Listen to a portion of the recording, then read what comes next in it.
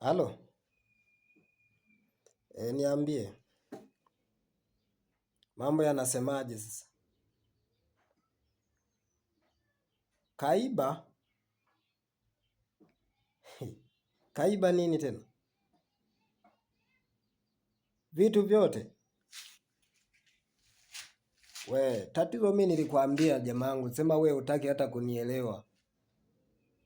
Au watoto wa sasa hivi ndugu yangu ni wezi. We nilikwambia mapema. Alafu si unawaamini kila leo, lakini sasa hivi ona walichokufanyia sasa. Lakini wakati tunamuoa nilikwambia kwamba hawa madada ndugu yangu wa sasa hivi ni shida. Watakufilisi mno.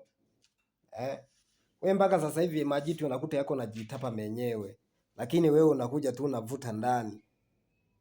We siku ile nilikwambia umemchunguza vizuri, kaniambia kwamba bwana tumeongea tu nina wiki moja. Sasa wewe ulishawahi kuona mwanamke mnatongozana wiki moja tu umeshaoa?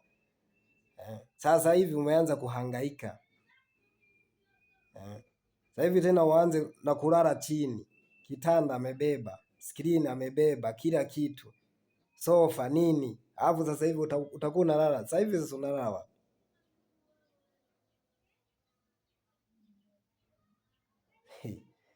Ndio maana nakwambiaga tatizo ushauri wangu ukukaa nao. Hivi vitoro vya 2000 ndugu yangu havieleweki. Wewe uje kupiga mahesabu. Mtoto na miaka 15. Haya, anamiliki tachi ya 1000 ngapi? Anamiliki tachi ya 500,000. Kwa tachi ya 500,000 yeye ameitolea wapi? Hajakuomba wewe. Wewe hujui hiyo tachi aliipata kutoka wapi? Alafu wewe ndio umemvuta umemweka ndani. Unafikiri hiyo tachi aliitoa wapi? Wazazi wake wenyewe unakuta muda mwingine hawajawahi hata kumiliki hata simu ya tachi ya 500,000, ila mtoto wake wa miaka 15 anayo, afu wewe ndio umemchukua yeye. Hiyo hela ameitoa wapi? Uwaga utumie hata akili. Sasa hivi umeanza kuhangaika. Nilikwambiaga ubishi wako, si unajifanya mjuaji. Wasukuma wamekunyosha sasa.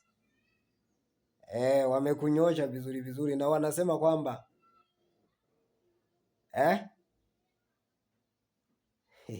wanasema kwetu sijaua. Hapo ameenda kwao, amevibeba mpaka kwao, na ukikatisha pale utakatwa panga mzee.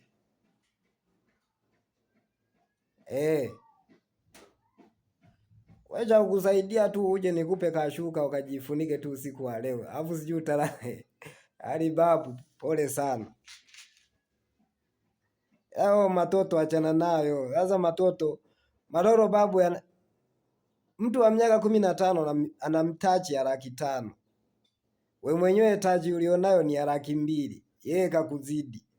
Alafu utakuwa na uwezo wa kumtunza. Hiyo 500,000 kapewa na mtu mwenye pesa. Wewe una pesa gani sasa wewe?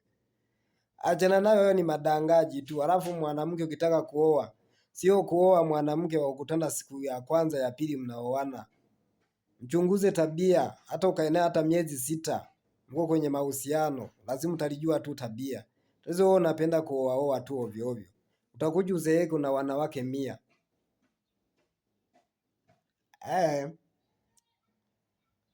Na hizo umekubali.